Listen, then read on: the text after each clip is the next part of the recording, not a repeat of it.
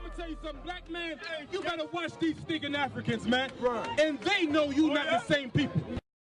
So where does all this anti-African rhetoric come from?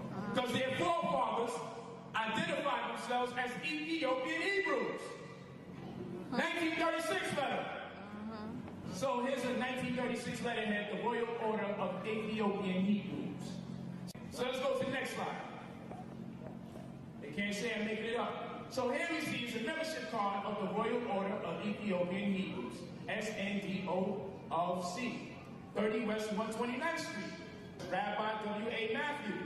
Because this is the guy who's the father of this community that we see today. Very important stuff when you go research. Don't find out who these people are. Let's go to the next slide. Wow, here we go with a death certificate. When this man died, the father of the Hebrew groups that say they are anti-African, God doesn't love Africans, where on the death certificate does it tell us that the creator of this doctrine came from? Stinky old African. He comes from Lagos, Nigeria. Let's look at it. Rabbi, right? This is his death certificate. Whitworth, Matthews. This is the guy. This is your creator of your Israelite movement that hates Africans, who was part of the Ethiopian Hebrews. But they hate Africans, though. Wow. How do you hate Africans and the man that created your doctrine is from Nigeria, Africa? This is his death certificate. The creator of their doctrine was born in Nigeria. So let's go to the next slide.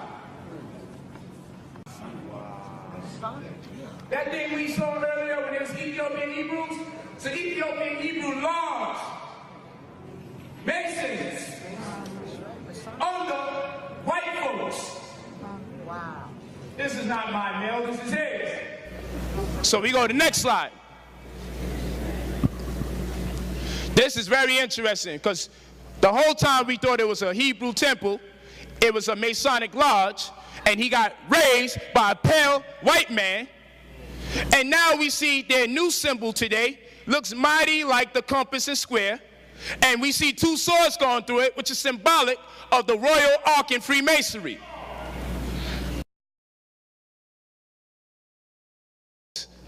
And now it's in this symbolism today, the Israelite school of the universal practical knowledge. The swords that are being seen right here are reflective of the Royal Ark degree in Freemasonry. So there's no coincidence with all of this. Because if you put a little line here and a little line here, you're going to wind up what they call a Magen David. The Star of David, where does that symbol come from?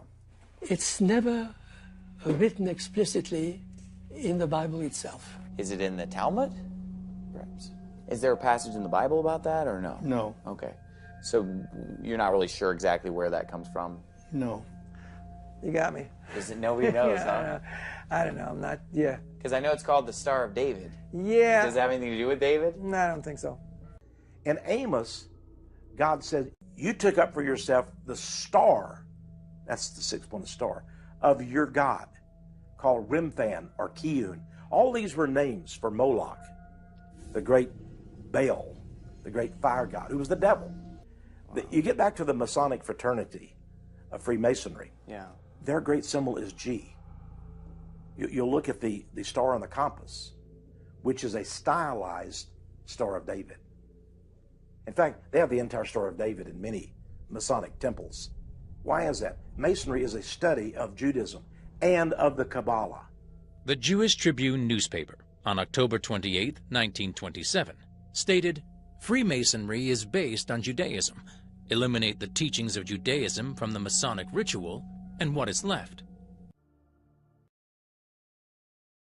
So we see this nice little Magen David, 6-point star, as some of us know. 1979, Rabbi Matthew passes. New leadership also name change from Royal Order to Israelite Rabbinical Academy. So they didn't wind up changing the name. Now they're Israelites.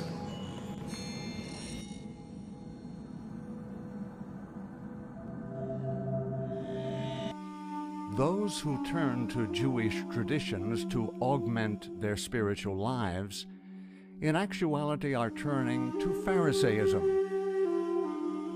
Jewish scholars admit the fact that modern Judaism is Pharisaism. Pharisaism became Talmudism.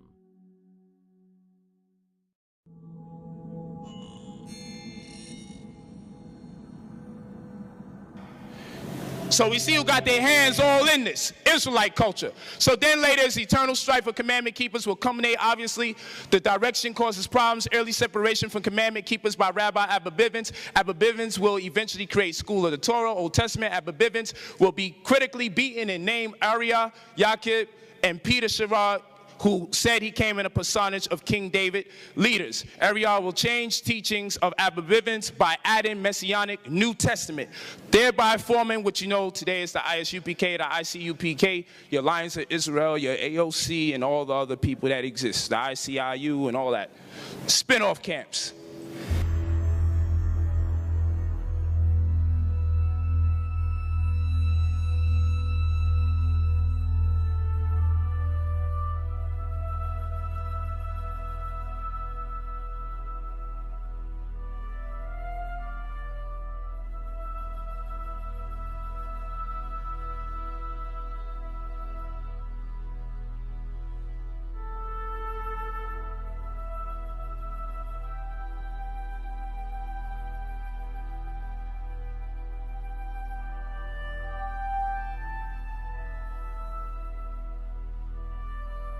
Numbers 15. The Lord said to Moses, "Speak to the people of Israel and tell them to make tassels on the corners of their garments throughout their generations, and to put a cord of blue on the tassel of each corner."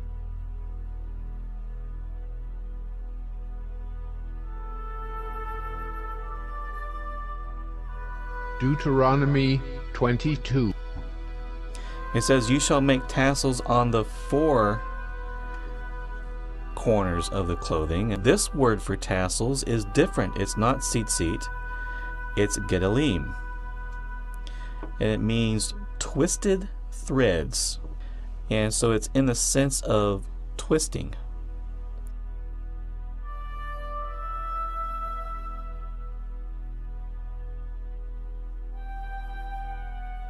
And so when you're looking at a tunic, we know that tunics often would have four corners, and here is a photo of a tunic, but you'll notice here that there's one corner, there's the other, and you can kind of see this other corner behind it, and they even have these tassels hanging down on each corner.